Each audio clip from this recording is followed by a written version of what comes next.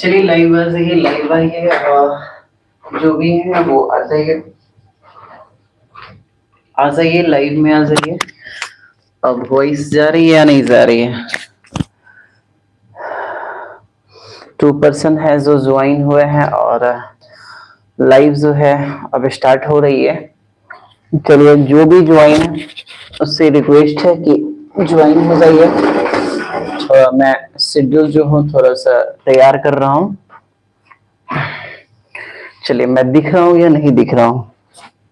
आप सभी को नहीं दिख रहा हूँ? चलिए नहीं भी दिख रहा हूँ तो अब दिख जाऊंगा। देखिए आज हम सो गए थे। चलिए दिख गया। चलिए अब मैं बता दूं कि आज जो है मैं सो गया था और स्किल्स क्लास में आप सभी ज्वाइन हो जाइए। थोड़ा सा मैं शेड्यूल जो हूँ थोड़ा सा तैयार कर देता हूँ। ऐसा शेड्यूल जो है कॉन्स्टिट्यूशन से ही रहेगी। आप सभी को तो पहले ही बता दिया हूँ कि कॉन्स्टिट्यूशन से क्वेश्चन पूछी जाएगी आप सभी को। और सो गया था, अभी नहीं सोता तो वो क्या है, एकाएक याद आया कि अरे तुरी के हमें तो याद ही नहीं था कि हमें क्लास करना है। और फटाक से जो है मैं थोड़ा सा शेड्यूल सेट कर लेता हूँ आप सभी को और जल्दी से क्वेश्चन रेडी करके आप सभी को बता रहा हूँ। चलिए क्वेश्चन जो है रेडी हम लोग कर लिए हैं। संविधान से था ना, भाग 1 और मेरा था लेवल 1 था। मैं पहले ही बताया था कि कल जो बच गए थे जितने भी बच गए थे उन सभी का लेवल को आज हम पूरा करेंगे। और चलिए सबको दिख रहा है सब कुछ? चलिए हम चैट जो है लाइव चैट स्टार्ट कर दिए हैं, आप सभी ज्वाइन होके चैट कर सकते हैं। चलिए लेवल 1 कॉन्स्टिट्यूशन से है। कॉन्स्टिट्यूशन अर्थात भारत का संविधान। भारत का संविधान से हम लोग पहला जो है लेवल 1 हम चालू करेंगे। लेवल 1 में जो है भारत का संवैधानिक इतिहास, तो लेवल 1 ये हम चालू करते हैं। चलिए आप सभी का क्वेश्चन आप सभी के स्क्रीन पे गया, ये देखिए क्वेश्चन। चलिए आप सभी के क्वेश्चन चला गया है और ये ही आप सभी वॉइस सुनिए। बी आर अम्बेडकर और महात्मा गांधी के मध्य सन 1932 में हस्ताक्षरित पूना समझौते में प्रावधान था।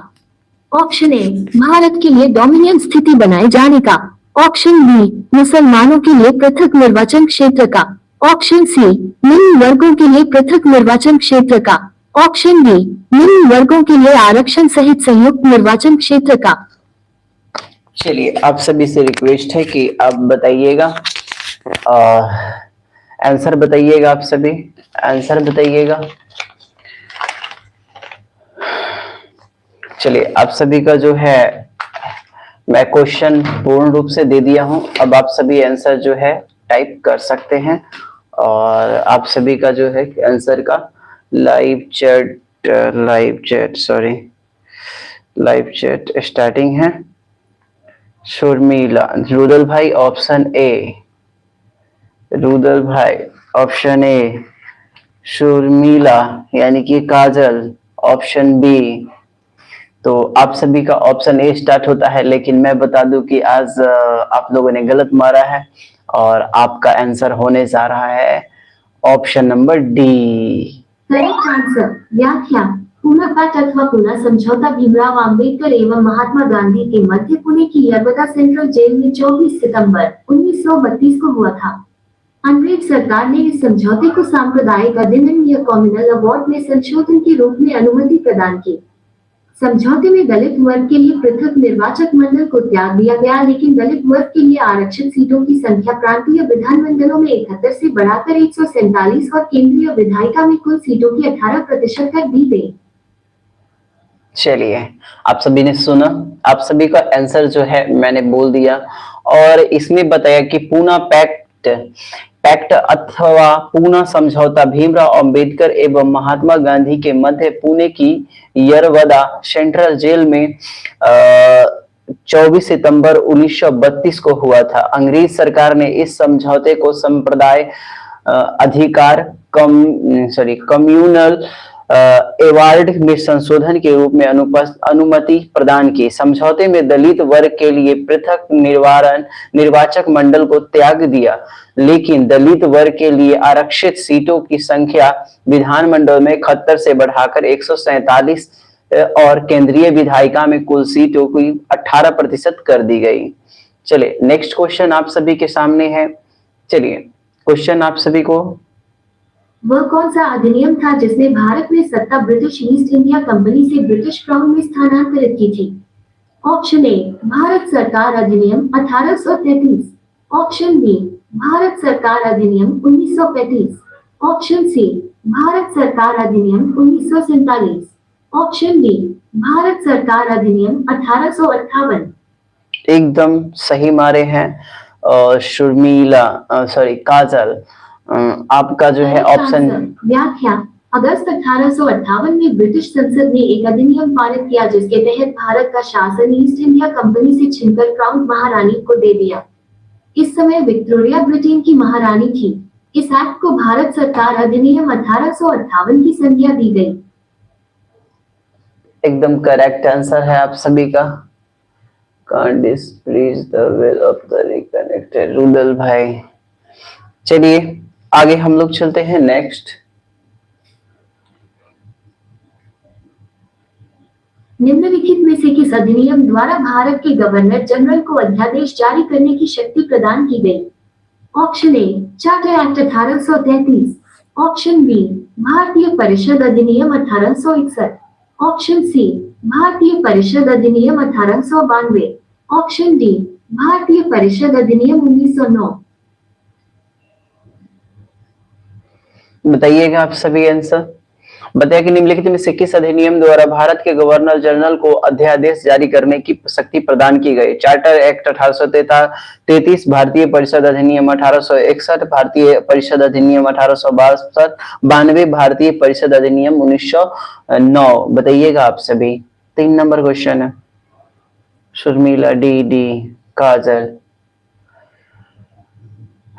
ऑप्शन नंबर बी होगा करेक्ट आंसर। व्याख्या, भारतीय परिषद अधिनियम 1861 भारत के संवैधानिक इतिहास की एक युगांतकारी तथा महत्वपूर्ण घटना है। यह मुख्य रूप से 2 कारणों से विशेष है।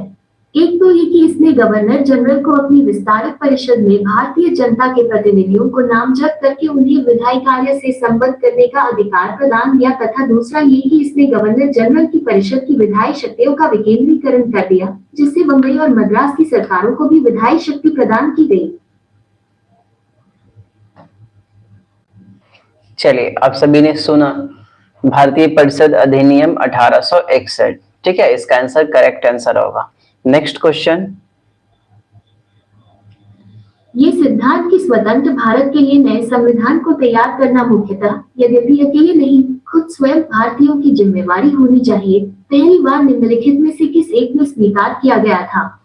ऑप्शन ए भारत सरकार अधिनियम 1935, ऑप्शन बी लिनविटको का अगस्त प्रस्ताव, ऑप्शन सी क्रिप्स प्रस्ताव, ऑप्शन डी कैबिनेट मिशन। चलिए आप सभी का क्वेश्चन है, यह सिद्धांत की स्वतंत्र भारत के लिए नए संविधान तैयार करना मुख्य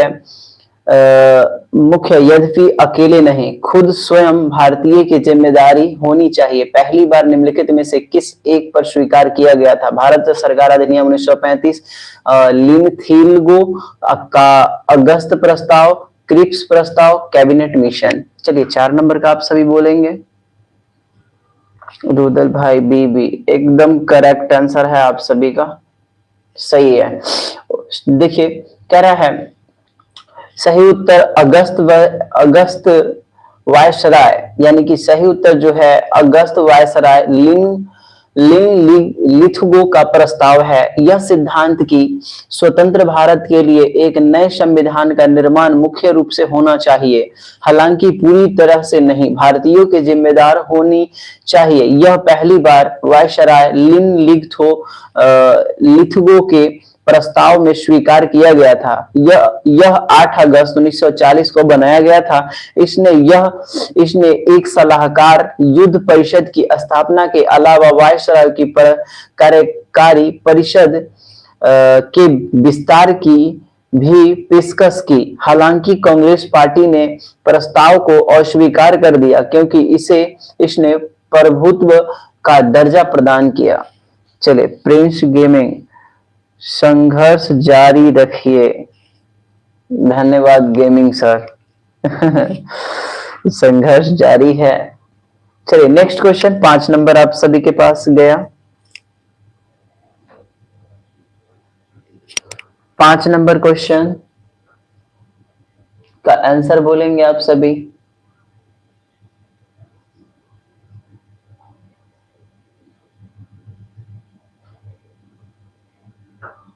चलिए आप सभी बोलेंगे इसका आंसर।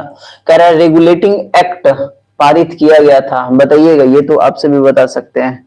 रेगुलेटिंग एक्ट जो कब पारित किया गया था? 1773, 1771, 85 और 1793, बताइएगा आप सभी। काजल ऑप्शन नंबर ए, और रुदल भाई बोलिए।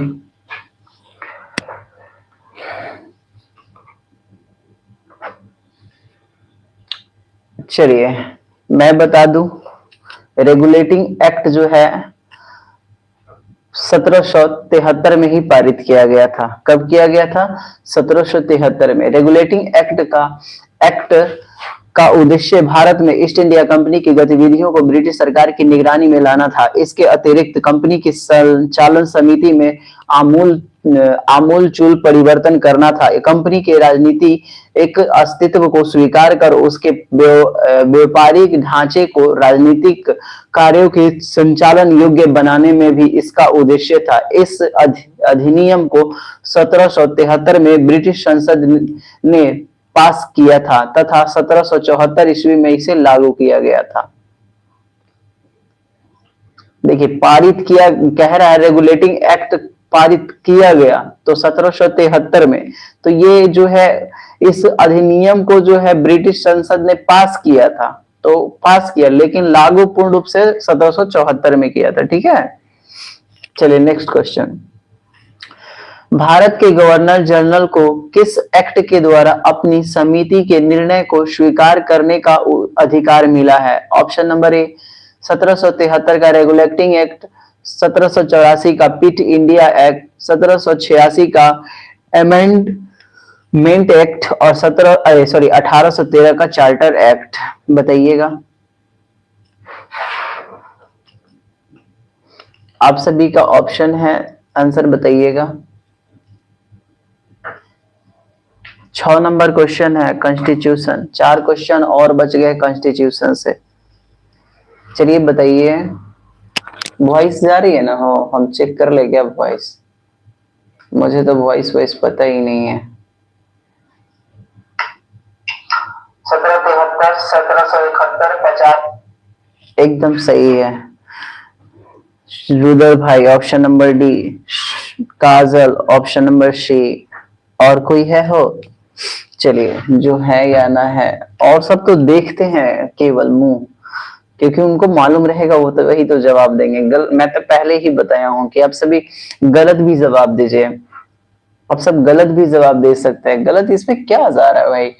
आप सभी को इसका जवाब देना है केवल। क्या? आप सभी को जवाब देना, और जवाब देने में जाता क्या है? क्यों रुदल भाई सी? चलिए ऑप्शन नंबर सी ही होगा, 1786 का अमेंडमेंट एक्ट। कह रहा है 1786, 1773 का चार्टर अधिनियम, पीठ ने 1786 का अधिनियम पारित करवाया, जिसका प्रमुख उद्देश्य कार्नवालिस को भारत के गवर्नर जनरल के पद के लिए तैयार करना था। इस अधिनियम के तहत मुख्य सेनापति की शक्तियां भी गवर्नर जनरल में निहित कर दी गई। नेक्स्ट क्वेश्चन आप सभी के पास है, देखिए तो क्वेश्चन आप सभी के पास चला गया। चलिए आप सभी के पास क्वेश्चन चली गई है। कह रहा है महारानी विक्टोरिया को भारत की सम्राज्ञी नियुक्त किया गया। यह 38वीं बीपीएससी में पूछा गया था 1992 में।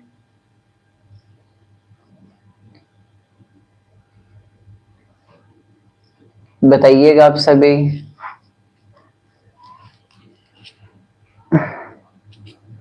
नहीं दिखता है, कथी ना दिखता है हो? क्वेश्चन तो दिख रहा है सब कुछ, क्वेश्चन है सुन लो। ले महारानी विक्टोरिया को भारत की साम्राज्य नियुक्त किया गया। Option A 1885, option B 1875, option C 1877, option D 1858। बताओ, 7 नंबर क्वेश्चन है। सी सही है। Correct answer. व्याख्या। महारानी विक्टोरिया जन्म 24 मई 1819, मृत्यु 22 जनवरी 1901 1837 में ग्रेट ब्रिटेन और आयरलैंड की महारानी के रूप में सिंहासन पर आरूढ़ हुई थी। 1877 में उन्हें भारत की सम्राज्ञी घोषित किया गया था। अपने उदार विचारों के कारण ही वह भारतीय जनमानस में प्रसिद्ध हुई थी। मात्र 18 वर्ष की उम्र में ही विक्टोरिया राजगद्दी पर आसीन हो गई थी। भारत का शासन प्रबंध 1858 में ईस्ट इंडिया कंपनी के हाथ से लेकर ब्रिटिश राजसत्ता को सौंप दिया गया। इसकी जो उद्घोषणा महारानी के नाम से की गई, उससे वह भारतीयों में जनप्रिय हो गई, क्योंकि ऐसा विश्वास किया जाता था कि उद्घोषणाओं में जो उदार विचार व्यक्त किए गए थे, वे उनके निजी और उदार विचारों के प्रतिबिंब स्वरूप थे। चलिए आप सभी सुनिए। काजल क्या कह रहे हो? हम नहीं दिखता है हमको। आपको सच में नहीं दिखता? देखिए आप बात कर रहे हैं, देखिए आप देखिए वही चीज मेरे लैपटॉप में है। देखो सही से देख लो, लैपटॉप में है ना, वही चीज है। अब सब कुछ हमको तो दिख रहा है ना, सब कुछ दिख रहा है। काजल थोड़ा सा है ना, कमेंट्स वाली जो है ना ऊपर आ जाती होगी, मैं मानता हूँ, तो ऑप्शन नहीं दिखते होंगे। तो आप ऐसा कीजिए, बैक जाइए, फिर बैक से फिर उस पे जाइए, तो ऑटोमेटिकली है जो इस तरह का आपको दिखेगा। कैसा? इस तरह से। ये देखिए आपके मोबाइल पे देखो, ऐसे करके दिखेगा आपको। क्वेश्चन और आंसर सभी कमेंट्स के साथ नीचे दिखेगा, ठीक है? कमेंट्स के साथ दिखेंगे। वीडियो को बैक कीजिए और एकदम मतलब चैनल्स पे जाइए। चैनल्स के बाद वो उस वीडियो पर दाबिएगा, तो आप लोग ऐसे देखते होंगे, ऐसे देखते होंगे। तो उसको बैक करके ना, बैक करके आप चैट पे जाइए, तो चैट में ऐसे नहीं दिखता होगा, ऐसे करके, तो वो बैक करके भी आप देख सकते हैं, ठीक है? चलिए,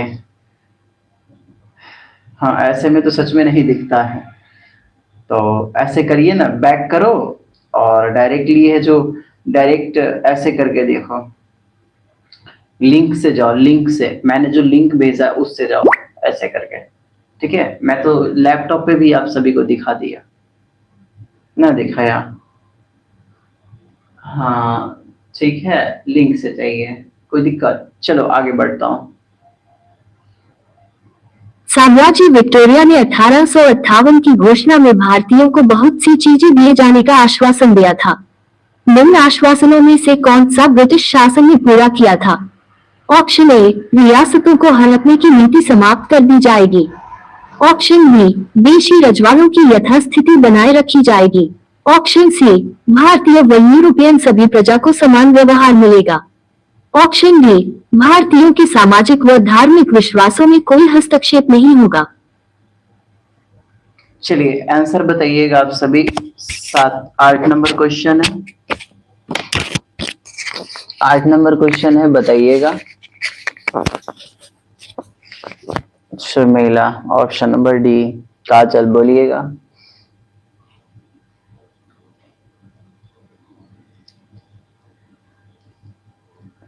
देखिए इसका जो ऑप्शन नंबर क्या नंबर है? 8 है, ऑप्शन नंबर बी हो जाएगा। व्याख्या। रानी विक्टोरिया के दिनांक 1 नवंबर 1858 की घोषणा के अनुसार यह उद्घोषित किया गया कि इसके बाद भारत का शासन ब्रिटिश राजा के द्वारा व उनके वास्ते सेक्रेटरी ऑफ स्टेट द्वारा चलाया जाएगा। गवर्नर जनरल को वायसराय की पदवी दी गई, जिसका अर्थ था कि वह राजा का प्रतिनिधि था। सुन लिए। रानी विक्टोरिया के दिनांक 1 नवंबर 1858 की घोषणा के अनुसार यह उद्घोषित किया गया कि इसके बाद भारत का शासन ब्रिटिश राजा के द्वारा व उनके वास्ते सेक्रेटरी ऑफ स्टेट द्वारा चलाया जाएगा। गवर्नर जनरल को वायसराय की पदवी दी गई, जिसका अर्थ था कि वह राजा का प्रतिनिधि था। मिंटो माली सुधार का उद्देश्य क्या था? ऑप्शन ए, पृथक निर्वाचन प्रणाली। ऑप्शन बी, भारतीय की भागीदारी बढ़ाना। ऑप्शन सी, युद्ध में सहयोग हेतु तैयार करना। ऑप्शन डी, पूर्ण स्वतंत्रता देना। बताइएगा।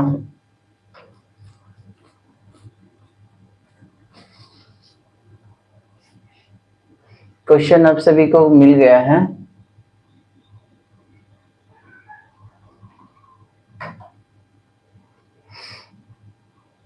चलिए, मिंटो मार्ले सुधार का उद्देश्य क्या था? ये आईएएस में पूछा गया प्रश्न है। ऑप्शन डी बी दोनों मार रहे हो। चलिए, आपका दोनों में से कोई नहीं है, ऑप्शन ए होगा। पृथक निर्वाचन प्रणाली। मार्ले मिंटो सुधार का मुख्य उद्देश्य उदारवादियों के दिग्भ्रमित कर राष्ट्रवादियों में फूट डालना तथा सांप्रदायिक निर्वाचन प्रणालियों का अपनाकर राष्ट्रीय एकता को विनष्ट करना था। ठीक है, चलिए कोई दिक्कत नहीं है। आगे लास्ट क्वेश्चन आप सभी के पास कॉन्स्टिट्यूशन का लास्ट क्वेश्चन है। और चलिए बताइएगा, मार्ले मिंटो सुधार बिल किस वर्ष में पारित किया गया? मार्ले मिंटो सुधार जो था वह किस वर्ष में पारित किया गया?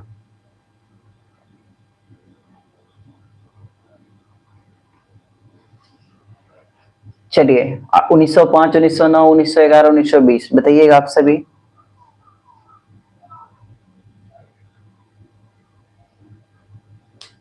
क्वेश्चन ना गया है कि हो गया तो आप सभी को समय तो देता हो ना।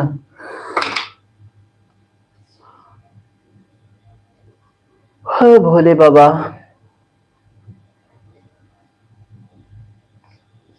रुदल भाई लगते हैं सो गए हैं। वीडियो को देखते हैं लेकिन आंसर नहीं देते हैं। ऑप्शन डी दे दिए, वाह बोले तो दे दिए, वाह रुदल भाई कहाँ थे हो? आंसर गलतियों उल्टियों बोलते हैं तो दीजिए, आंसर तो हम बता ही देते हैं। चलो देखिए 1909 होगा, ऑप्शन नंबर बी एकदम सही है रुदल भाई।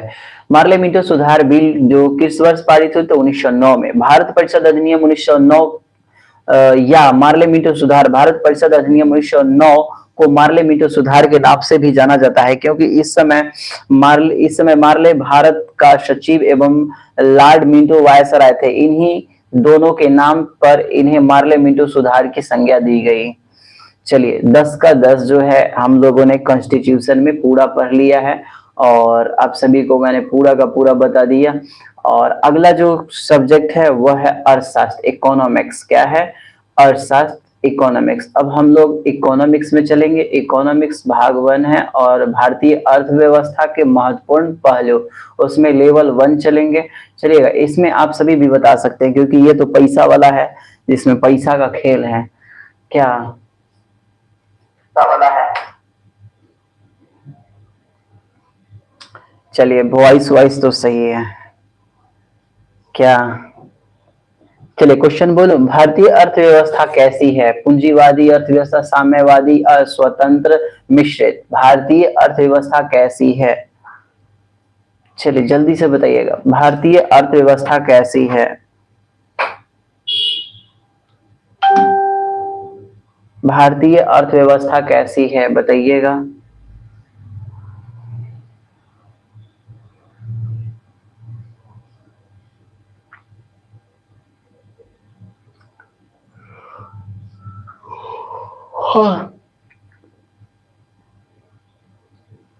आई लग रहा है हमारी नींद आ रहा है।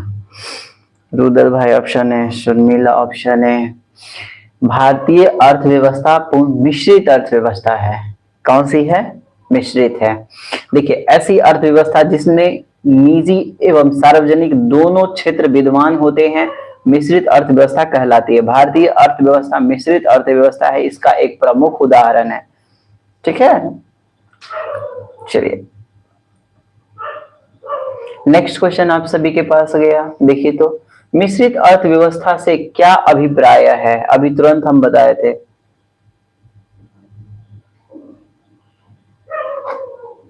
मिश्रित अर्थव्यवस्था से क्या अभिप्राय है? ऑप्शन ए, अर्थव्यवस्था में कृषि एवं उद्योग दोनों को बढ़ावा देना। ऑप्शन बी, सरकारी एवं निजी क्षेत्र का सह अस्तित्व। ऑप्शन सी, अमीर एवं गरीब का सह अस्तित्व। ऑप्शन डी, छोटे एवं बड़े उद्योगों का सह अस्तित्व। ये तो होगा नहीं, सरकारी और निजी ये दोनों हो जाएगा, तो ऑप्शन बी हो जाएंगे। ऐसे अर्थव्यवस्था जिसमें निजी एवं सार्वजनिक दोनों क्षेत्र में विद्यमान होते हैं मिश्रित अर्थव्यवस्था कहलाती है। भारतीय अर्थव्यवस्था मिश्रित अर्थव्यवस्था का एक प्रमुख उदाहरण है। क्वेश्चन नंबर 3, आर्थिक विकास के दृष्टिकोण से भारत की कितनी गिनती होती है? पिछड़े राष्ट्र के रूप में, विकसित, विकासशील, अर्ध विकसित। आप अगर पेपर पढ़ते होंगे तो जान जाइएगा, बताइए तो।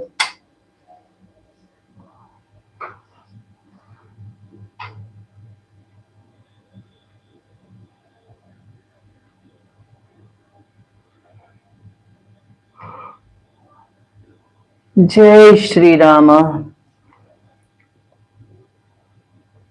3 नंबर क्वेश्चन है, भारत विकासशील राष्ट्र के रूप में गिनती की जाती है। किस रूप में दोस्तों? विकासशील। भारत विकासशील राष्ट्र के अंतर्गत गिनी जाती है। ठीक है, आर्थिक विकास के दृष्टिकोण से भारत की गिनती विकासशील राष्ट्र के रूप में हो रही है। विकासशील देश वह देश है जो कि आर्थिक विकास के प्रारंभिक चरण से गुजर रही है, जहां लोगों की प्रति व्यक्ति आय कम होती है। चलिए नेक्स्ट क्वेश्चन आप सभी के देखिए तो डिस्प्ले पे गया। नेक्स्ट क्वेश्चन, भारतीय अर्थव्यवस्था का कौन सा क्षेत्र सकल राष्ट्रीय उत्पाद में सबसे अधिक योगदान है? प्राथमिक, द्वितीयक, तृतीयक, सार्वजनिक।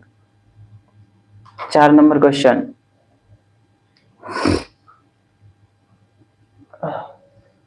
सकल राष्ट्रीय यानी सफल राष्ट्रीय उत्पाद है, यानी कि सकल राष्ट्रीय एक तरह से।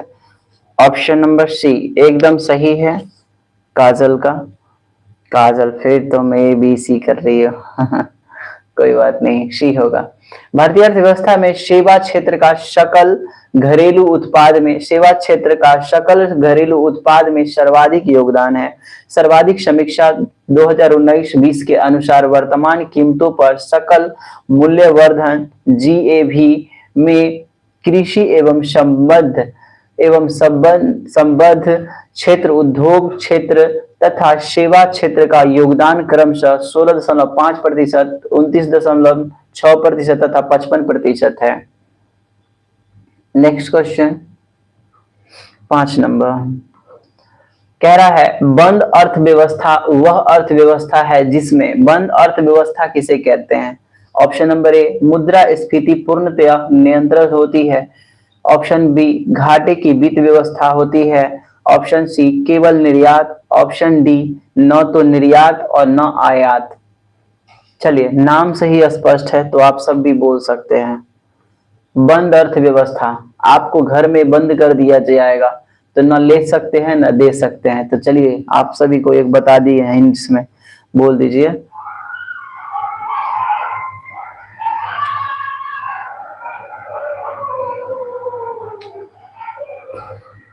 कल से जो है ना 9 बजे ही लाइव कर दूंगा, टाइमिंग चेंज करना होगा। 9 बज के कुछ मिनट में लाइव हो जाएगा, बिकॉज 10 बजे जो है नींद आने लगता है और ठंडा आ गई है, तो 9 बजे ही लाइव होगा। अक्सर जो है बहुत बच्चे सो गए, कमेंट में मैसेज किए थे कि सर मुझे नींद आ रहा है, सर मुझे नींद आ रहा है, और सो गए। और वो सब हमारा नींद करते करते हमरो डुबा दिया, हमरो सुता दिया था। चलिए ऑप्शन नंबर डी हो जाएगा। एक बंद अर्थव्यवस्था एक प्रकार की अर्थव्यवस्था है, एक प्रकार की अर्थव्यवस्था है जहां वस्तुओं को और सेवाओं का आयात एवं निर्यात नहीं होता है, जिसका अर्थ है कि अर्थव्यवस्था आत्मनिर्भर है और बाहरी अर्थव्यवस्था से कोई व्यापारिक गतिविधियां नहीं है। ऐसी अर्थव्यवस्था का एकमात्र उद्देश्य देश की सीमा के भीतर सभी घरेलू उपभोक्ताओं की जरूरत को पूरा करना है। ऑप्शन डी, ऑप्शन डी एकदम रुदल भाई सही है। चलिए 5 के बाद हम लोग 6 नंबर पे चलते हैं। चलिए 6 नंबर क्वेश्चन आप सभी के डिस्प्ले पे गया, देखिए तो 6 नंबर क्वेश्चन गया। ऐसी अर्थव्यवस्था को क्या कहते हैं जिसका शेष विश्व से कोई संबंध नहीं होता है? ऑप्शन ए समाजवादी, ऑप्शन बी संविर्त या बंद अर्थव्यवस्था, ऑप्शन डी, ऑप्शन सी मुक्त और ऑप्शन डी जो है मिश्रित। बताइएगा।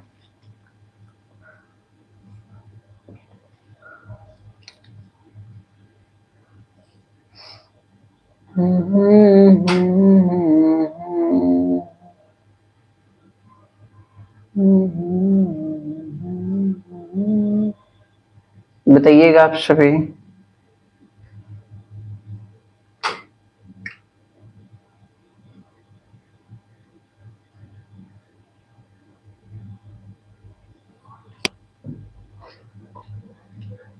शर्मिला ऑप्शन बी, काजल ऑप्शन बी मारी है 6 नंबर।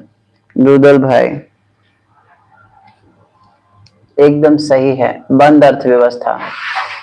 ऐसी अर्थव्यवस्था को क्या कहते हैं जिसका शेष विश्व से कोई संबंध नहीं होता, यानी कि अन्य से किसी से डिपेंडेंट नहीं होगा तो तब बंद होवे ना करेगा भाई। हाँ देखिए, एक बंद अर्थव्यवस्था एक प्रकार की अर्थव्यवस्था है जहां वस्तुओं एवं सेवाओं का आयात निर्यात नहीं होता है, जिसका अर्थ होता है कि अर्थव्यवस्था आत्मनिर्भर है और बाहरी अर्थव्यवस्थाओं अर्थशास्त्र से कोई व्यापारिक गतिविधियां नहीं है। ऐसी अर्थव्यवस्था का एकमात्र उद्देश्य देश की सीमा के भीतर घरेलू उपभोक्ताओं की पूरा करना है। नेक्स्ट क्वेश्चन आप सभी के पास गया।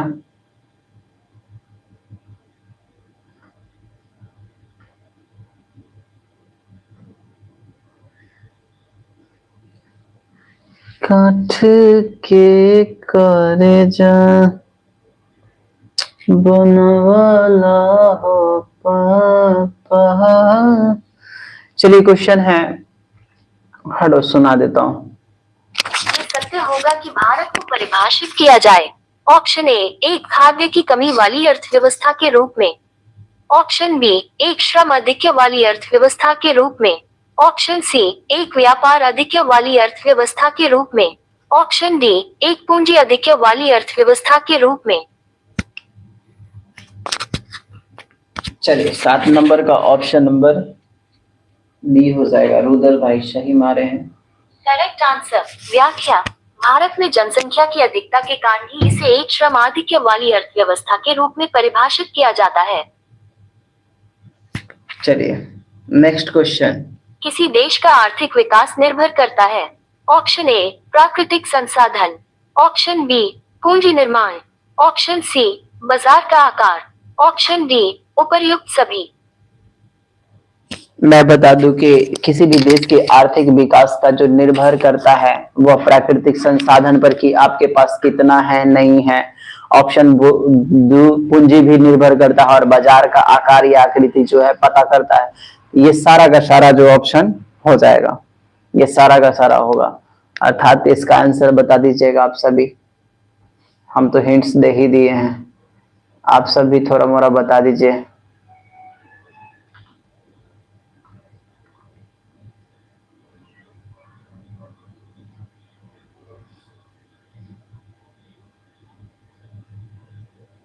काठ के कलेजा बनवाला हो पापा।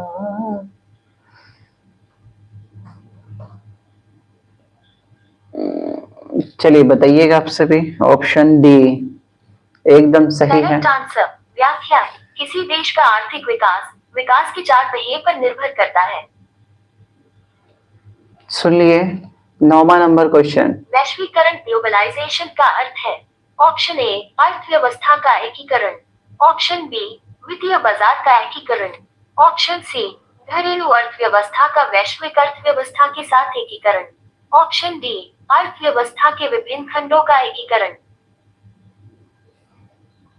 वैश्वीकरण का अर्थ क्या है दोस्तों, बताइएगा। 9 नंबर क्वेश्चन।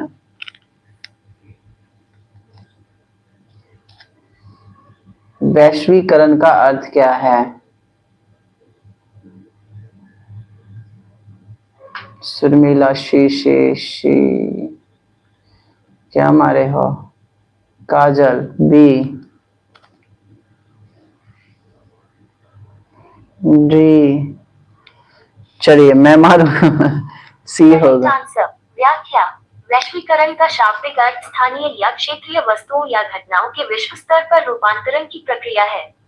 इसे एक ऐसी प्रक्रिया का वर्णन करने के लिए भी प्रयुक्त किया जा सकता है जिसके द्वारा पूरे विश्व के लोग मिलकर एक समाज बनाते हैं तथा एक साथ कार्य करते हैं। ये प्रक्रिया आर्थिक, तकनीकी, सामाजिक और राजनीतिक ताकतों का एक संयोजन है। वैश्वीकरण का उपयोग अक्सर आर्थिक वैश्वीकरण के संदर्भ में किया जाता है, अर्थात व्यापार, विदेशी प्रत्यक्ष निवेश, पूंजी प्रवाह, प्रवास और प्रौद्योगिकी के प्रसार के माध्यम से राष्ट्रीय अर्थव्यवस्था का अंतर्राष्ट्रीय अर्थव्यवस्थाओं में एकीकरण। सही है। चलिए लास्ट क्वेश्चन आप सभी के पास। वैश्वीकरण ग्लोबलाइजेशन की प्रक्रिया से अभिप्राय है। ऑप्शन ए वैश्विक व्यापार गुटों की स्थापना करना, ऑप्शन बी अंतर्राष्ट्रीय व्यापार में बाधाओं को समाप्त करना, ऑप्शन सी विश्व में एकल करेंसी लागू करना, ऑप्शन डी उपर्युक्त में से कोई नहीं। चलिए बताइएगा वैश्वीकरण की प्रक्रिया का अभिप्राय क्या है। ये यूपी पीसीएस में पूछा गया है। यूपी पीएससीएस मतलब समझे ना, बीपीएससी जगह कहते हो ना, पीसीएस उसमें पूछा गया है 2017 में यूपी में ये क्वेश्चन।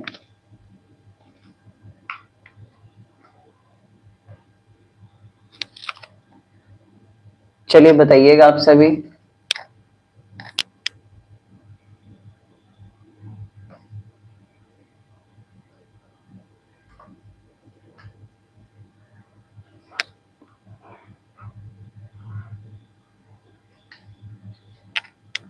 चलिए लास्ट है आप सभी का ऑप्शन नंबर बी। व्याख्या। वैश्वीकरण का शाब्दिक अर्थ स्थानीय या क्षेत्रीय वस्तुओं या घटनाओं के विश्व स्तर पर रूपांतरण की प्रक्रिया है। इसे एक ऐसी प्रक्रिया का वर्णन करने के लिए भी प्रयुक्त किया जा सकता है जिसके द्वारा पूरे विश्व के लोग मिलकर एक समाज बनाते हैं तथा एक साथ कार्य करते हैं। ये प्रक्रिया आर्थिक, तकनीकी, सामाजिक और राजनीतिक ताकतों का एक संयोजन है। वैश्वीकरण का उपयोग अक्सर आर्थिक वैश्वीकरण के संदर्भ में किया जाता है, अर्थात व्यापार, विदेशी प्रत्यक्ष निवेश, पूंजी प्रवाह, प्रवास और प्रौद्योगिकी के प्रसार के माध्यम से राष्ट्रीय अर्थव्यवस्था का अंतर्राष्ट्रीय अर्थव्यवस्थाओं में एकीकरण। चलिए तो आप सभी को बता दिए ये 10 क्वेश्चन जो है इसका अर्थव्यवस्था से कंप्लीट हो गया। लेवल 1 इसका इकोनॉमिक्स का खत्म। तो अब हम चलते हैं कला एवं संस्कृति। कला एवं संस्कृति, जैसे कला एवं संस्कृति में होता क्या है, जैसे कि आप सभी पढ़िएगा भारतीय संस्कृति के प्रमुख उन्नायक। तो लेवल 1 चलते हैं। पहला क्वेश्चन आप सभी के पास गया, ये देखिए निम्नलिखित में से किसने स्वयं को हिंदुस्तान का तोता कहा था? ऑप्शन ए मालिक मोहम्मद जायसी, ऑप्शन बी रस खान, ऑप्शन सी अमीर खुसरो, ऑप्शन डी अमीर हसन। बताइएगा निम्नलिखित में से किसने स्वयं को हिंदुस्तान का तोता कहा था? मलिक मोहम्मद जायसी, रस खान, अमीर खुसरो, अमीर हसन।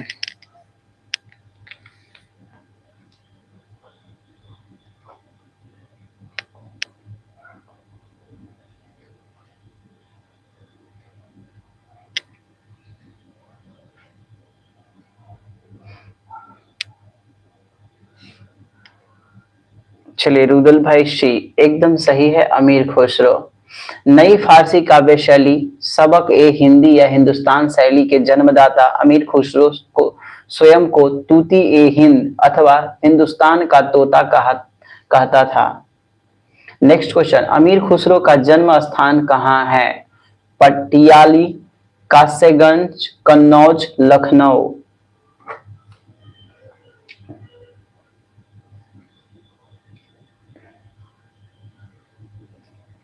बताइएगा। अमीर खुसरो का जन्म स्थान कहाँ है? पटियाली, कासगंज, कन्नौज, लखनऊ।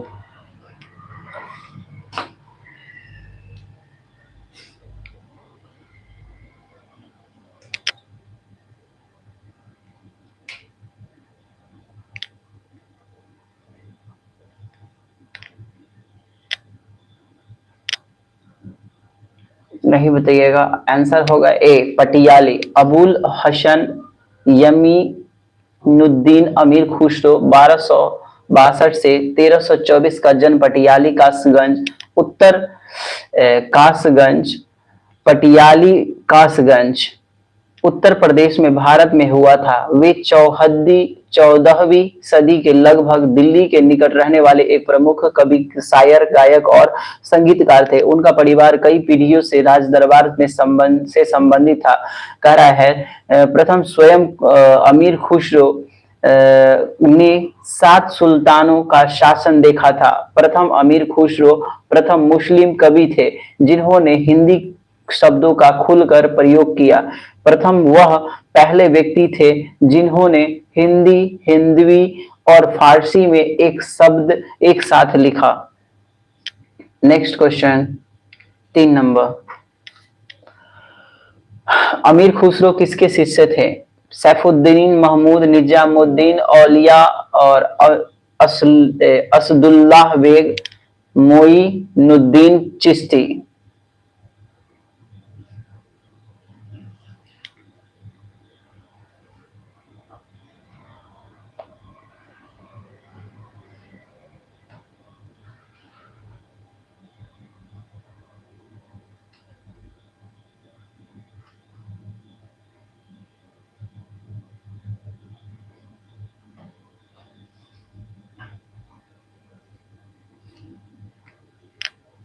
बताइएगा।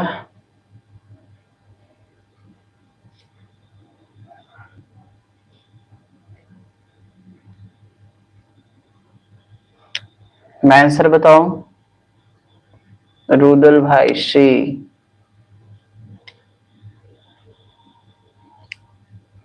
अमीर खुसरो किसके शिष्य थे? निजामुद्दीन औलिया।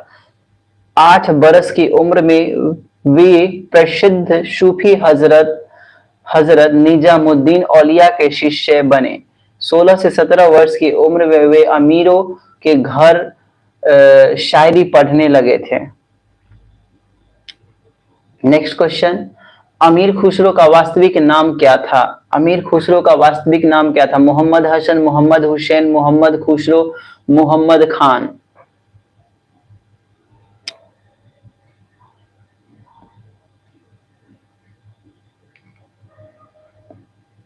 बताइएगा।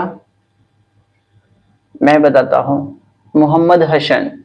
अबुल हसन यमीनुद्दीन अमीर खुसरो 1262 से 1324 14वीं सदी के लगभग दिल्ली के निकट रहने वाले एक प्रमुख कवि, शायर, गायक और संगीतकार थे। मोहम्मद हसन। अमीर खुसरो का वास्तविक नाम क्या था? मोहम्मद हसन। 5वां नंबर क्वेश्चन। 5 नंबर क्वेश्चन है, देखिए आप सभी के डिस्प्ले पे। अमीर खुसरो किस शासक के दरबारी कवि थे? ऑप्शन ए चंद्रगुप्त द्वितीय, option B Alauddin Khilji, option C Qutubuddin Aibak, option D Harshavardhan. बताइएगा आप सभी।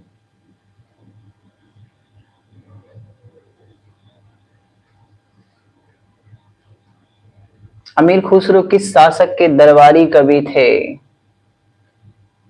अलाउद्दीन खिलजी। व्याख्या। जब खिलजी के भतीजे और दामाद अलाउद्दीन ने 70 वर्षीय जलालुद्दीन का कत्ल कर सत्ता हाथ आई तो भी वो अमीर खुसरो को दरबार में रखा। चित्तौड़ पर चढ़ाई के समय भी अमीर खुसरो ने अलाउद्दीन खिलजी को मना किया लेकिन वो नहीं माना।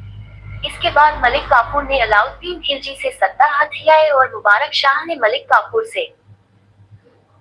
चलिए नेक्स्ट क्वेश्चन पर बीबी एकदम। महान हिंदू विधि निर्माता थे।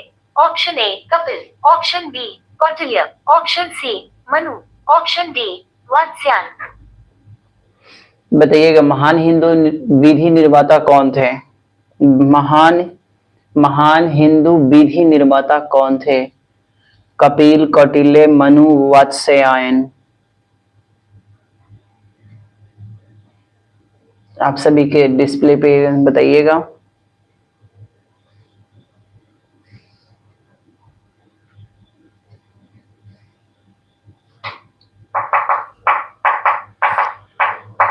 रुदल भाई ऑप्शन ए।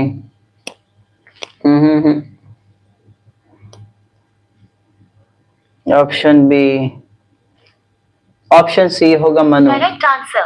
व्याख्या। सनातन धर्म के अनुसार मनु संसार के प्रथम पुरुष थे। प्रथम मनु का नाम स्वयंभू मनु था, जिनकी सर्वप्रथम स्त्री थी Shatrupa.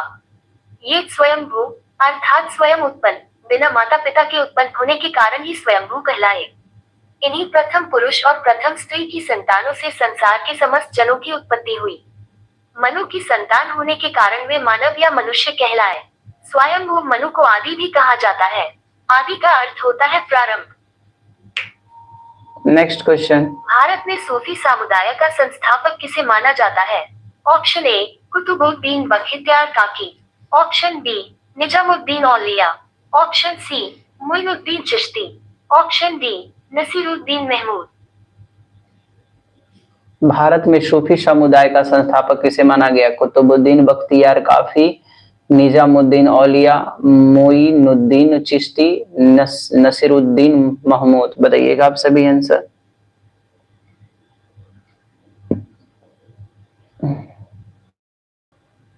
Correct answer C. Correct answer. व्याख्या। ख्वाजा मोइनुद्दीन हसन चिश्ती की मजार अजमेर शहर में है। यह माना जाता है कि मोइनुद्दीन चिश्ती का जन्म 536 हिजरी संवत अर्थात 1141 पूर्व पर्शिया के सिस्तान क्षेत्र में हुआ। अन्य खाते के अनुसार उनका जन्म ईरान के इस्फहान नगर में हुआ। ख्वाजा मोइनुद्दीन चिश्ती की दरगाह के खादिम भी पूर्वजों के वंशज है। चलिए नेक्स्ट क्वेश्चन। पैगंबर मोहम्मद का जन्म कब हुआ था? Option A 570, option B 622, option C 642, option D 670। पैगंबर मोहम्मद का जन्म कब हुआ था? Option A 570। व्याख्या। मोहम्मद 570 6862 इस्लाम के संस्थापक थे। इस्लामिक मान्यता के अनुसार वह एक भविष्यवक्ता और ईश्वर के संदेशवाहक थे, जिन्हें इस्लाम के पैगंबर भी कहते हैं, जो पहले आदम, इब्राहिम, मूसा, ईसा, यीशु और अन्य भविष्यवक्ताओं द्वारा प्रचारित एकेश्वरवादी शिक्षाओं को प्रस्तुत करने और पुष्टि करने के लिए भेजे गए थे। गुरु नानक देव का जन्म कब हुआ था? Option A 1479, option B 1453, option C 1469, option D 1499। Guru Nanak Dev का जन्म कब हुआ था? 1449, 1453, 1469, 1499।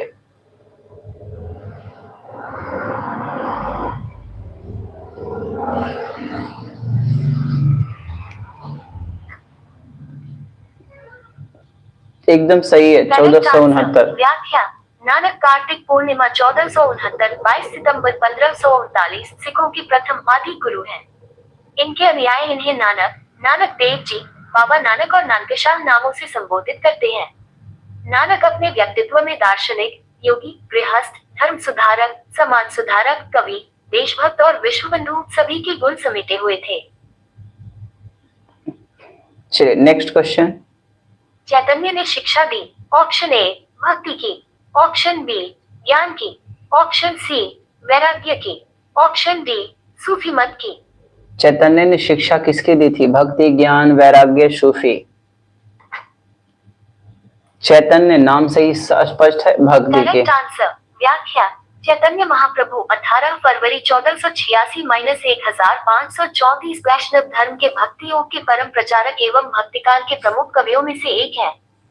इन्होंने वैष्णवों के गौड़ीय संप्रदाय की आधारशिला रखी, भजन गायकी की एक नई शैली को जन्म दिया तथा राजनीतिक अस्थिरता के दिनों में हिंदू मुस्लिम एकता की सद्भावना को बल दिया, जाति पात ऊंच नीच की भावना को दूर करने की शिक्षा दी तथा विलुप्त वृंदावन को फिर से बसाया और अपने जीवन का अंतिम भाग वहीं व्यतीत किया।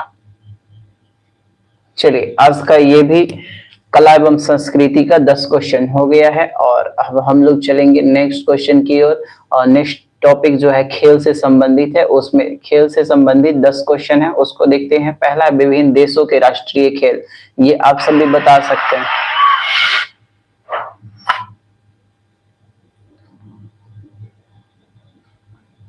लेवल फर्स्ट, भूटान का राष्ट्रीय खेल कौन सा है? Option A badminton, option B basketball, option C football, option D तीरंदाजी। भूटान का राष्ट्रीय खेल कौन सा है बताइएगा? बैडमिंटन, बास्केटबॉल, फुटबॉल, तीरंदाजी। भूटान का राष्ट्रीय खेल कौन सा है? बैडमिंटन, बास्केटबॉल, फुटबॉल, तीरंदाजी। तीरंदाजी होगा, ठीक है। 1971 में भूटान के संयुक्त राष्ट्र का सदस्य बनने पर तीरंदाजी को भूटान देश का राष्ट्रीय खेल घोषित किया गया। भूटान एक ओलंपिक तीरंदाजी टीम भी है। भूटानी तीरंदाजी की लोकप्रियता सरकारी प्रोत्साहन के एक उपाय के साथ भूटान के अंदर और बाहर दोनों में बढ़ी। ऑप्शन डी एकदम सही है। नेक्स्ट, संयुक्त राज्य अमेरिका का राष्ट्रीय खेल कौन सा है बताइएगा? अमेरिका का राष्ट्रीय खेल वाटर पोलो, राग्बी, पोलो, बेसबॉल। अमेरिका की जो संयुक्त राज्य अमेरिका की राष्ट्रीय खेल कौन सी है? वाटर पोलो, राग्बी, पोलो, बेसबॉल। ऑप्शन डी, संयुक्त राज्य अमेरिका का राष्ट्रीय खेल बेसबॉल है। बेसबॉल अंग्रेजी में इसे बेसबॉल एक बल्ले एक गेंद से खेलने वाला अमेरिकी खेल है। नेक्स्ट, भारत का राष्ट्रीय खेल किसे माना जाता है? भारत का राष्ट्रीय खेल किसे माना जाता है? इसका तो आप सभी बताएंगे। भारत का राष्ट्रीय खेल किसे माना जाता है?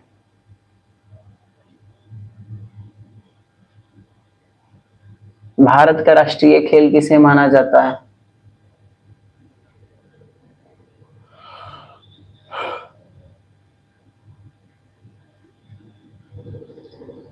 रुदल भाई ऑप्शन ए,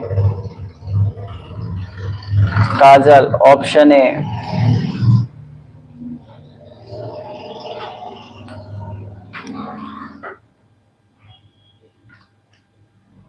एकदम सही है, हॉकी होगा, फील्डी हॉकी। उसके बाद कह रहा है स्वतंत्र भारत ने इसे अपनी राष्ट्रीय खेल घोषित किया है। भारत ने हॉकी में अब तक ओलंपिक में 8 स्वर्ण और 2 कांस्य पदक जीते हैं। इसके बाद कांस्य पदक जीते हैं। इसके बाद भारत ने हॉकी में अगला स्वर्ण पदक 1964 और अंतिम स्वर्ण पदक 1980 में जीता। नेक्स्ट, तुर्की का राष्ट्रीय खेल क्या है?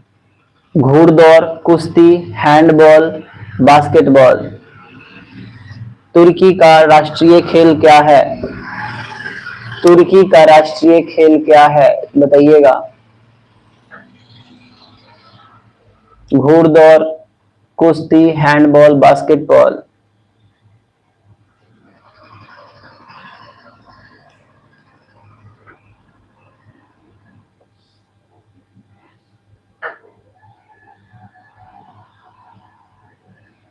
ऑप्शन बी एकदम सही है। तुर्की का राष्ट्रीय खेल कुश्ती है। तुर्की का राष्ट्रीय खेल कुश्ती है। कुश्ती एक अति प्राचीन खेल, कला एवं मनोरंजन का साधन है। यह प्रायः 2 व्यक्तियों के बीच होती है, जिसमें खिलाड़ी अपने प्रतिद्वंदी को पकड़कर एक विशेष स्थिति में लाने का प्रयत्न करता है। ये तो आपको मालूम ही है, कुश्ती। चलिए नेक्स्ट क्वेश्चन, स्कॉटलैंड का राष्ट्रीय खेल कौन सा है? स्कॉटलैंड का राष्ट्रीय खेल कौन सा है? Ice hockey, rugby, football, baseball.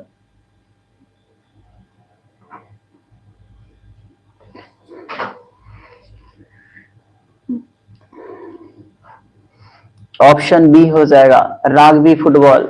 Scotland का राष्ट्रीय खेल रग्बी फुटबॉल है। रग्बी फुटबॉल आमतौर पर केवल रग्बी वर्तमान में 2 खेल रूप में है। रग्बी लीग या रग्बी यूनियन अथवा यूनाइटेड किंगडम के विभिन्न इलाकों में विकसित फुटबॉल के एक सामान्य रूप से निकले हुए अनेकों खेल के रूप में से एक है।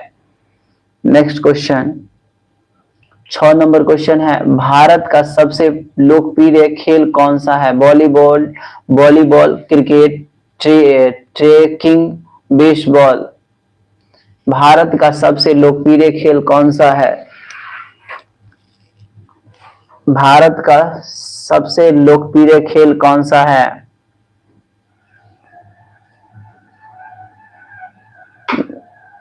भारत का लोकप्रिय खेल कौन सा है?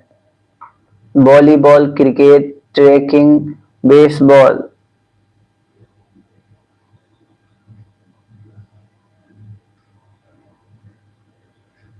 ऑप्शन ए वॉलीबॉल।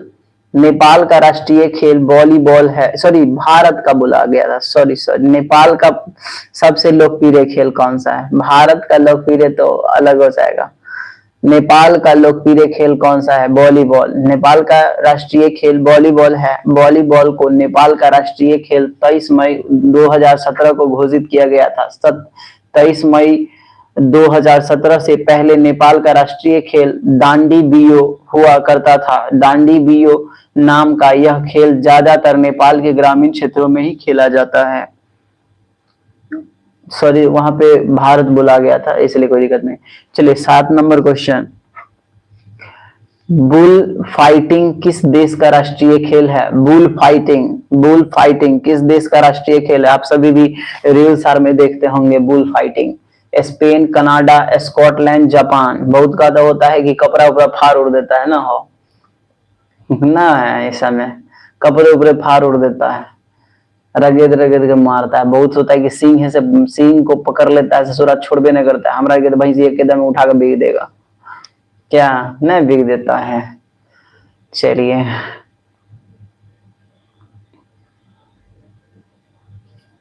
बुल फाइटिंग किस देश का राष्ट्रीय खेल है? क्या नंबर क्वेश्चन है? 7 नंबर। 6 7 स्पेन का खेल है। स्पेन का राष्ट्रीय खेल बुल फाइटिंग है। चलिए नेक्स्ट क्वेश्चन, आइस हॉकी किस देश का राष्ट्रीय खेल है? आइस हॉकी किस देश का राष्ट्रीय खेल है? बताइएगा। कनाडा का। आइस हॉकी कनाडा का आधिकारिक राष्ट्रीय शीतकालीन खेल है। शीतकालीन ओलंपिक खेलों में आइस हॉकी प्रमुख खेलों में से एक है। नेक्स्ट क्वेश्चन, टेबल टेनिस किस देश का राष्ट्रीय खेल है? टेबल टेनिस स्कॉटलैंड, रूस, चीन, ऑस्ट्रेलिया। चलिए 9वां क्वेश्चन इसलिए सुना देता हूँ। टेबल टेनिस किस देश का राष्ट्रीय खेल है? Option A Scotland, option B रूस, ऑप्शन सी चीन, ऑप्शन डी ऑस्ट्रेलिया। बताइएगा आप सभी।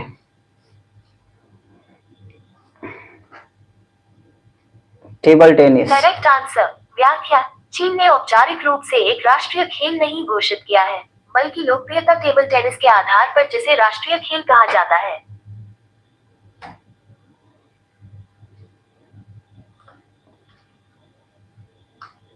चलिए नेक्स्ट क्वेश्चन 10वां। अमेरिका का राष्ट्रीय मनोरंजन खेल किसको कहा जाता है? Option A basketball, option B volleyball, option C baseball, option D handball. चलिए बताइएगा आंसर। अमेरिका का राष्ट्रीय मनोरंजन खेल किस खेल को कहा जाता है? Basket, volleyball, baseball, hockey.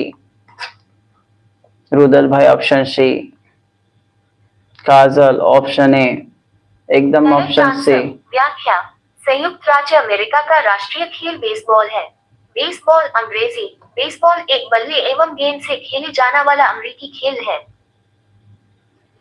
चलिए ये 10 खत्म हो गए। अब विविध से चलते हैं। विविध यानी सब संक्षेप, जैसे कि आप सब आईएएस का फुल फॉर्म क्या होता है, इन सभी को हम लोग देखेंगे। ठीक है, जैसे सब संक्षेप में यही होता है। जैसे आप लोग नासा का फुल फॉर्म क्या होता है, इसका मतलब ये होता है। सब संक्षेप में विविध देखेंगे। विविध में शब्द संक्षेप, और ये है पहला NABARD का पूर्ण रूप बताइए।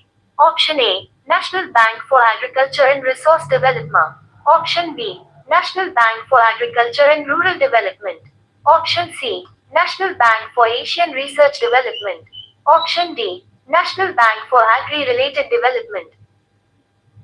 चलिए बताइएगा आप सभी आंसर।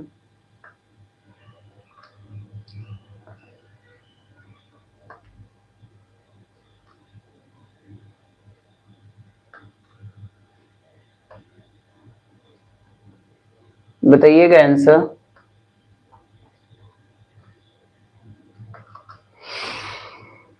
रुदल भाई option B, Kajal A, option B होगा नेशनल बैंक ऑफ। नाबार्ड का full form national bank for agriculture and rural development है। राष्ट्रीय कृषि और ग्रामीण विकास बैंक नाबार्ड मुंबई महाराष्ट्र अवस्थित भारत का एक शीर्ष बैंक है। नाबार्ड का full form national bank for agriculture and rural development है। राष्ट्रीय कृषि और ग्रामीण विकास बैंक नाबार्ड, ये नाम सुने होंगे आप, सोनपुर गए होंगे ना, सोनपुर मेला, उसमें देखिएगा नाबार्ड लिखल होगा बैंक वाला में, और में बहुत सारा कुछ कुछ बिकता है। याद कीजिए, सोनपुर मेला में आप नाबार्ड वाला देखे होंगे। सोनपुर मेला याद कीजिए आप सभी, नाबार्ड मेला देखिएगा, बैंक वाला होगा, बैंक का नाटक उटंग बताएगा। तो इसमें क्या बताया था, राष्ट्रीय कृषि और ग्रामीण विकास के बारे में बताता है। यह बैंक है, उसके बारे में सब कुछ बताता है। बैंक यानी बिजनेस करने का भी बताता है। तो इसका फुल फॉर्म क्या होता है नाबार्ड का, national bank for agriculture and rural development. इतना याद रखिए, ये मस्त क्वेश्चन है। इंटरपोल से तात्पर्य है option A intermediate polling, option B interval polling, option C internal population, option D international police. चलिए, इंटरपोल के से तात्पर्य क्या है, इंटरपोल से तात्पर्य क्या है?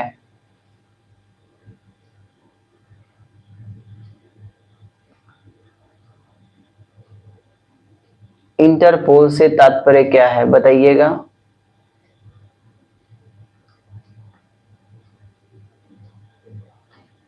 इंटरपोल से तात्पर्य क्या है?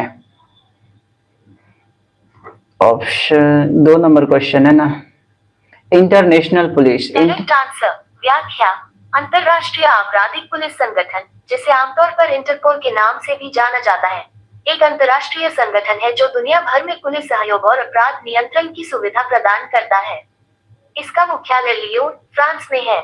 इसके दुनिया भर में 7 क्षेत्रीय ब्यूरो हैं और सभी 194 देशों में जो इसके सदस्य हैं, एक राष्ट्रीय केंद्रीय ब्यूरो है जो इसे दुनिया का सबसे बड़ा पुलिस संगठन बनाता है। चलिए, इंटरपोल से तात्पर्य क्या है, इंटरनेशनल पुलिस, अंतरराष्ट्रीय आपराधिक पुलिस संगठन, जिसे आमतौर पर इंटरपोल के नाम से जाना जाता है, एक अंतरराष्ट्रीय संगठन है जो दुनिया भर में पुलिस सहयोग और अपराध नियंत्रण की सुविधा प्रदान करता है। इसका मुख्यालय लियोन, फ्रांस में है। इसके दुनिया भर में 7 क्षेत्रीय ब्यूरो है और सभी 194 देशों में जो इसके सदस्य हैं, एक राष्ट्रीय केंद्रीय ब्यूरो है जो इसे दुनिया का सबसे बड़ा पुलिस संगठन बनाता है। चलिए नेक्स्ट क्वेश्चन। एलईडी का पूर्ण रूप है option A light emitting diode, option B light emitting device, option C light enhancing device, option D light enhancing diode. चलिए आप सभी बताइएगा, एलईडी का फुल फॉर्म क्या होता है? जैसे आप सभी लाने जाते हैं, एलईडी लाइट दीजिए, एलईडी लाइट दीजिए, कहते हैं ना, हो एलईडी लाइट बताइएगा। ऑप्शन ए है लाइट एमिटिंग डायोड, दूसरा है light emitting device, light enhancing light, और उसका लाइट इनहैंसिंग डायोड। बताइएगा क्या होगा? एलईडी। Correct answer. व्याख्या, एलईडी लाइट का full form light emitting diode है। एलईडी एक अर्धचालक सेमीकंडक्टर प्रकाश स्रोत है। जब इसमें करंट प्रवाहित होता है तो प्रकाश का उत्सर्जन करता है। यह एक ग्रेटर देन 2 लीड का अर्धचालक प्रकाश स्रोत है। एलईडी एक बहुत ही महत्वपूर्ण इलेक्ट्रॉनिक उपकरण है क्योंकि यह आजकल बहुत सारे विद्युत और इलेक्ट्रॉनिक उपकरणों में उपयोग किया जाता है। सुन लिए दोस्तों,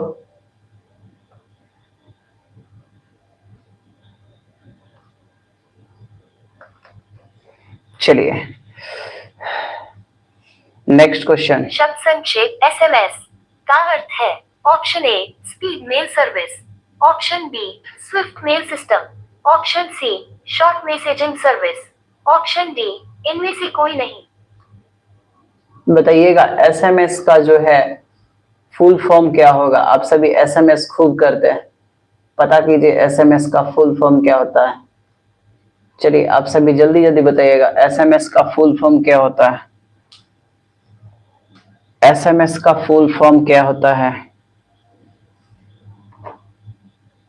4 नंबर है ना। Short messaging correct answer services. व्याख्या एसएमएस शॉर्ट मैसेजिंग सर्विस सबसे टेलीफोन, इंटरनेट और मोबाइल डिवाइस सिस्टम का एक पाठ संदेश सेवा घटक है। ये छोटे पाठ संदेशों का आदान प्रदान करने के लिए मोबाइल उपकरणों को सक्षम करने के लिए मानकीकृत संचार प्रोटोकॉल का उपयोग करता है। रुदल भाई ऑप्शन ए बोले थे, ऑप्शन सी होगा। एसएमएस का full form short messaging service होता है।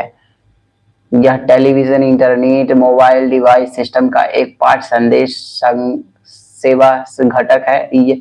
यह छोटे पाठ संदेशों का आदान प्रदान करने के लिए मोबाइल उपकरणों का सक्षम करने के लिए मानकीकृत संचार प्रोटोकॉल का उपयोग करता है। देखिए ना कितना सबको एसएमएस मैसेज उससे सबको आता है भेजने, देखिएगा, लेकिन किसी को पता नहीं है कि एसएमएस क्या होता है। जैसे हमको भी कुछ नहीं पता था पहले, लेकिन को अभी पढ़ा हूं तो जानता हूँ। Short messaging service. कहिए तो रुदल भाई आप खाना उना क्या हुआ हो। बस अब कुछ देरी में जो लाइव है समाप्त हो जाएगा। 5वां नंबर क्वेश्चन। वीएटी को विस्तृत रूप में लिखा जाता है। Option A value added tax, option B value advance tax, option C value and tax, option D value additional tax. आप वीएटी को वैट पढ़ सकते हैं। क्या पढ़ सकते हैं? वैट। ये मैथ्स में पढ़ा जाता है वैट ना, वैट। तो वैट को विस्तृत रूप में लिखा जाता है VAT value added tax, VAT value advance tax, value and tax, value additional tax. बताइएगा इन सभी में क्या होगा।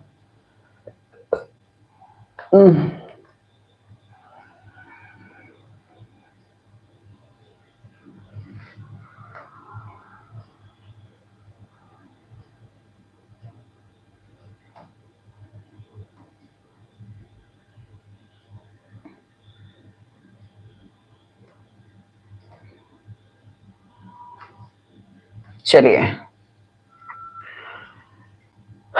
वैट का बताइएगा विस्तृत रूप।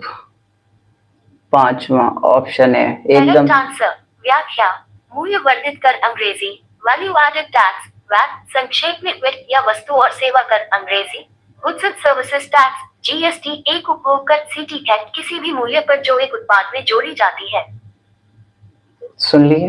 नेक्स्ट। एसएआरएस को विस्तृत रूप में लिखा जाता है। Option A South Asian republican society, option B severe acute respiratory syndrome, option C severe and respiratory syndrome, option D severe asthma respiratory syndrome. आप इसको सार्स पढ़ सकते हैं। क्या पढ़ सकते हैं? सार्स। सार्स को विस्तृत रूप में लिखा जाता है। बताइएगा।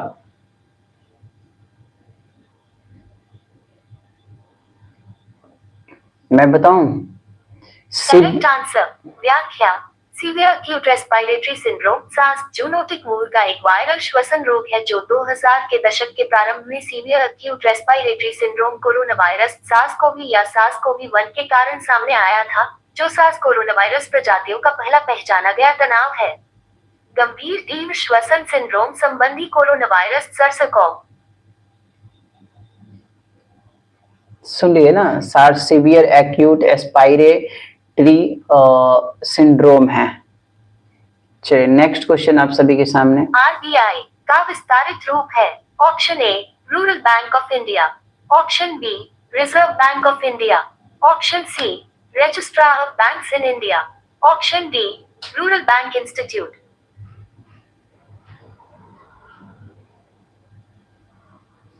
बताइएगा आरबीआई का विस्तृत रूप क्या है।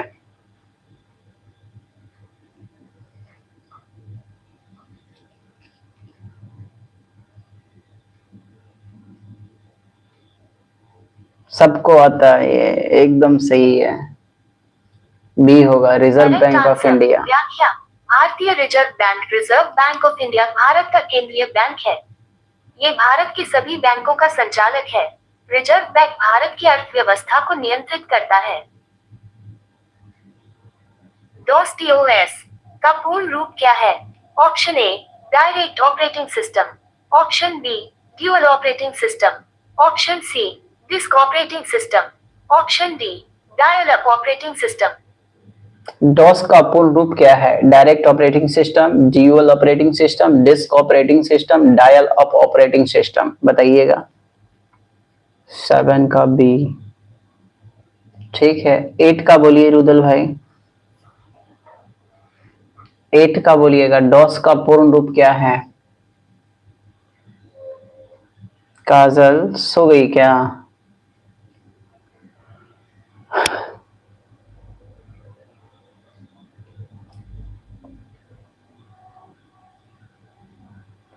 चलिए बताइएगा, डॉस का पूर्ण रूप क्या है? डॉस का पूर्ण रूप क्या है, बताइएगा आप सभी। लाइव में जो भी अगर नए हैं उन सभी से मेरा रिक्वेस्ट रहता है कि आप सभी प्लीज अगर नए हैं तो मेरे चैनल को सब्सक्राइब कर दीजिए और आगे बढ़ाने का मतलब थोड़ा सा कीजिए, मन करे तो सब्सक्राइब कीजिए, ऐसा कोई बात नहीं कि सब्सक्राइब कीजिए।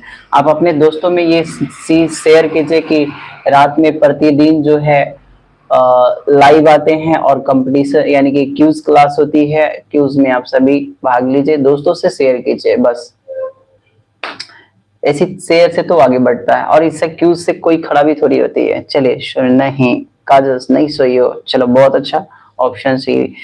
चलिए, क्या 8 का था ना, ऑप्शन सी ही सही है। Correct answer. व्याख्या। डॉस एक ऑपरेटिंग सिस्टम है। किसी कंप्यूटर सिस्टम के सरल कार्यों को करने के लिए यह एक महत्वपूर्ण सॉफ्टवेयर है। इसका पूरा नाम डिस्क ऑपरेटिंग सिस्टम है। डॉस हार्डवेयर और सॉफ्टवेयर के बीच एक माध्यम का कार्य करता है। चलिए नेक्स्ट क्वेश्चन आप सभी के सामने। निम्नलिखित में से एटीपी का कौन पूर्ण विस्तार सही है? Option A adenosine triphosphate, option B admin triphosphate, option C adenosine tetraphosphate, option D कोई भी विकल्प सही नहीं है। बायोलॉजी का ये क्वेश्चन है। एटीपी ऊर्जा का पूर्ण रूप से संचित होता है एटीपी में जाकर। माइटोकॉन्ड्रिया के एटीपी होती है जिसमें ऊर्जा संचित रूप से जमा होती है और एटीपी आवश्यकता अनुसार ये देती है, ऊर्जा देती है। चलिए बताइएगा, एटीपी का फुल फॉर्म क्या होता है? एटीपी का फुल फॉर्म क्या होता है? बस एक क्वेश्चन और है, 9 और 10 यानी ये और लास्ट 50 का 50 क्वेश्चन कुछ ही देरों में खत्म हो जाएगी और आज का लाइव भी खत्म हो जाएगा।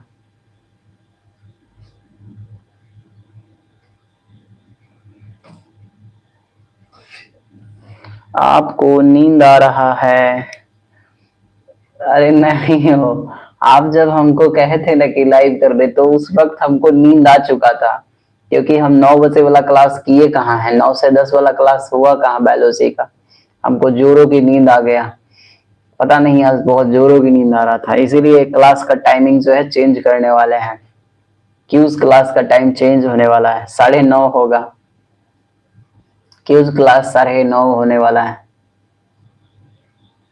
काजल भी, आप सभी बताइएगा कि क्यूज क्लास 10 बजे ही रखे या 9 बजे, 9:30 बजे, ये बताइएगा क्योंकि नींद आने लगता है। एटीपी का पूर्ण रूप विस्तार जो है एडिनोसिन ट्राइफॉस्फेट होगी, option number A. Correct answer. व्याख्या। एटीपी का फुल फॉर्म एडेनोसिन ट्राइफॉस्फेट है। एटीपी एक जटिल कार्बनिक रसायन है जो जीवित कोशिकाओं में कई प्रक्रियाओं को चलाने के लिए ऊर्जा प्रदान करता है। उदा तंत्रिका आवेग प्रसार, मांसपेशियों में संकुचन और रासायनिक संश्लेषण। ठीक है, एटीपी का पूर्ण रूप जो है एडिनोसिन ट्राइफॉस्फेट होती है। ठीक है, अब लास्ट क्वेश्चन, आज का पूर्ण बायोलॉजी का लास्ट क्वेश्चन ये जा रहा है। लास्ट क्वेश्चन हम ही पढ़ेंगे, क्यों, अब उनको छोड़ देते हैं, काहे कि डीवीडी क्या है? इस ये एसएससी, आरआरबी, एनटीपीसी में पूछा गया क्वेश्चन है, डीवीडी क्या है? 9 काजल 9 बजे, चलिए डीवीडी का, उसके बाद आप सभी से बात करेंगे कि टाइम कितना है। डीवीडी का फुल फॉर्म, ठीक है 9 बजे, 9:30 कर देता हूँ, क्यों 9:30, क्योंकि क्वेश्चन भी रेडी करना पड़ता है हमको। आपको तो कुछ नहीं पता चलता है, हमारा क्वेश्चन बहुत रेडी करना पड़ता है, 50 क्वेश्चन तो रेडी करना पड़ता है हमको। चलिए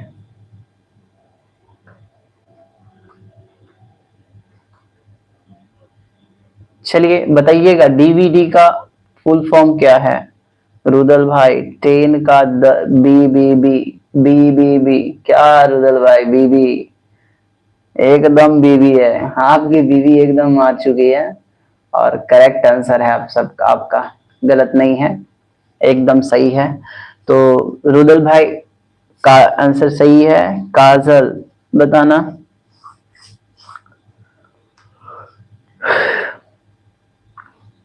ठीक है बी, लीजिए हम भी मार दिए।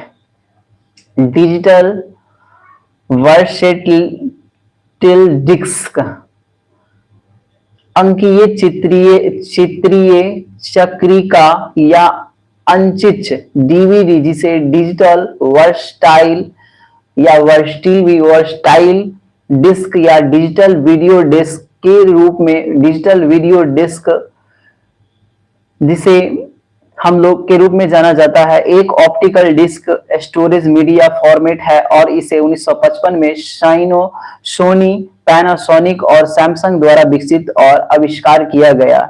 इसका मुख्य उपयोग वीडियो और डेटा का भंडारण करना है। डीवीडी का आकार कॉम्पैक्ट डिस्क सीडी के समान ही होता है, लेकिन ये 6 गुना अधिक डेटा भंडारण करता है, जैसे सीडी से 6 गुना ज्यादा करता है। ठीक है, तो डीवीडी का फुल फॉर्म क्या है? Digital versatile disc, digital versatile disc. चलिए दोस्तों, आज जो है हम लोगों ने टोटल 50 क्वेश्चनों का हल कर लिया है और टोटल का टोटल जो है 50 का 50 हम लोगों ने क्वेश्चन हल किया। और आप सभी बताएंगे कि कल से 9:30 बजे ही रखे या 10 बजे, 10 बजे या 9:30 बजे लाइव क्लासेस बताइएगा। ये क्यूज जो होगी वह 9:30 रखूं, 9 रखूं या 10, 9, 9:30 या 10, लाइव क्लासेस का टाइम बता दीजिए। 9:30 रख देता हूं, क्योंकि 10 बजे वाला टाइम तो भी यूट्यूब पे, सोशल मीडिया पे जो ऐप के माध्यम से है, जो इसका मतलब कर दिए हैं, तो आप सभी बताइएगा कि कितना कर दूं। लेवल 2 कल चलेगा, ठीक है, कल लेवल 2 चलेगा। तो कल किससे चलेगा? हिस्ट्री से। हिस्ट्री का लेवल 2 चलेगा। हिस्ट्री में कौन चलेगा? तो प्राचीन भारत, और प्राचीन भारत में सामान्य परिचय का लेवल 2 चलेगा। ठीक है, हिस्ट्री का लेवल 2 चलेगा, हिस्ट्री का लेवल 2, ज्योग्राफी का लेवल 2 और विज्ञान का तीनों चैप्टर का लेवल 2। बताइएगा आप सभी से क्वेश्चन पूछ रहा हूं। 9:30, ठीक है 9:30 कर देता हूँ। रुदल भाई आपको कोई दिक्कत? 9:30 कर दूं क्लास, आधा घंटा पीछे कर रहा हूँ, फिर कुछ दिन बाद आधा घंटा और पीछे कर दूंगा 9 बजे से, क्योंकि ठंडा जैसे जैसे बढ़ेगी वैसे वैसे लोगों को जल्दी नींद आएगी। क्या जितना जल्दी जल्दी जैसे कि समय पार होगा उतना जल्दी जल्दी जो है नींद आने लगेगा।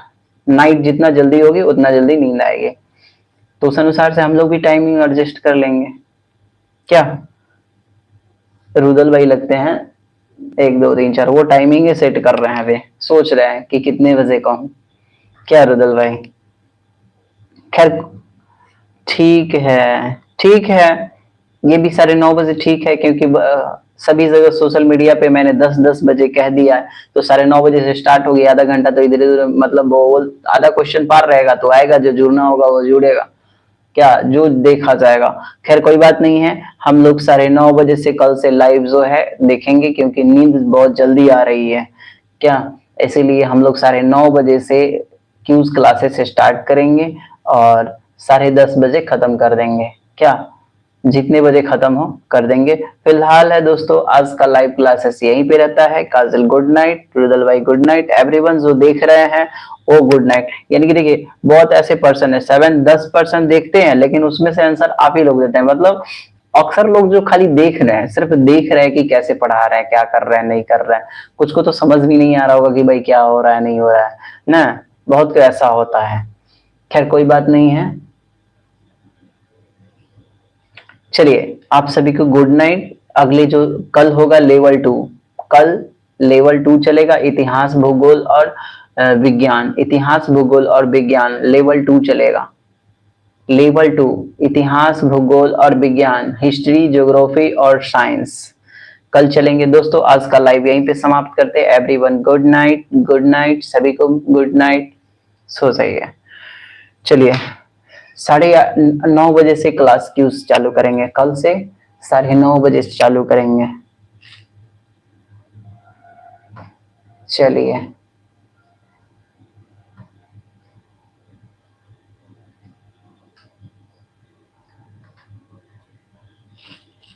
हमें सब कुछ सेटअप तो बंद करना पड़ता है ना, क्या आप सबकी तरह है तो अभी खाना खाऊंगा फिर जाके सोऊंगा, खाना खाने के पश्चात सोऊंगा ना, अभी तो खाना भी नहीं खाया हूँ। आप सब तो खाना वाना मार दिए होंगे, हम अभी तक खाना भी नहीं खाए हैं। क्या आप सभी को खाना वाना हो गया? मेरा खाना पीना भी बहुत बाकी है। चलिए सभी को कहता हूं जो भी हैं नए अगर हैं तो उन सभी से मेरा रिक्वेस्ट है कि प्लीज आप सभी मेरे चैनल को सब्सक्राइब करें, शेयर करें, सभी के बीचों में, दोस्तों के बीच में शेयर करें जिससे क्यूज क्लास हो रही है। और आप सब भी ज्वाइन होइए जिससे पता चले। Bye, good night sir, good night, good night Kajal, good night, आप सो जाइए। चलिए कल मिलेंगे 9:30 बजे, 9:30 बजे मिलते हैं। आज बहुत लेट हो गया ना, मेरे तो यहाँ तो सब सो गए, सब के सब सो गए हैं। चलिए चलिए कल मिलते हैं। सभी को good night, everyone good night.